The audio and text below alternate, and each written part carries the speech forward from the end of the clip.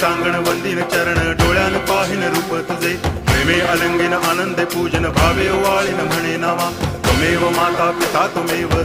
बंधुश्च सखा त्वमेव विद्या करुणं त्वमेव सर्वं मम देव कायेन वाचा मनसेन्द्रियैर्वा बुद्ध्यात्मना वा प्रकृति स्वभावात् करोमि यद्यत् सकलं परस्मै नारायणायति समर्पयामि अच्युतं केशवं रामनारायणं कृष्णदामोदरं वासुदेवं हरि गिरिधरं माधवं गोपिकावल्लभं जानकीनायकं रामचन्द्रं भजे हरे राम